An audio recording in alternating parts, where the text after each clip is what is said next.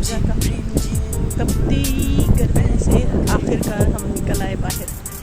और आज यूएई के लोग जो हैं वो यूएई के तो खैर फुजैरा, रासो खैमा और ओलैंड के लोग तो ऑलरेडी कुछ दिनों से मौसम इंजॉय कर रहे थे, खूबसूरत मौसम। आज शारजा वालों ने किस्मत अल्लाह को रहम आ गया और बारिश शुरू हो गई आज।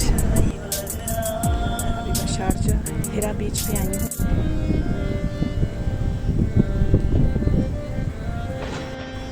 तो जनाब मैं फिर पहुँच गई टिम हॉर्टन्स और यहाँ से मैं आपको बीच का व्यू दिखाती हूँ। बड़ा खूबसूरत लग रहा है, ये देखिए।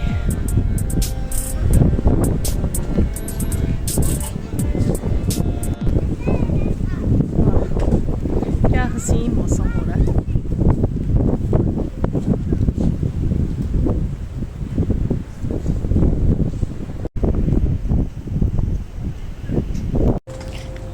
टिम माउंटेन्स में जगह नहीं मिली, सब लोग लगता कि मौसम एंजॉय करने निकल आए हैं और कोई जगह बिल्कुल खाली नहीं थी, कोई सीट नहीं थी। फिर मैं वहाँ से आ गई। देखते हैं कि कहाँ बैठा जा सकता है।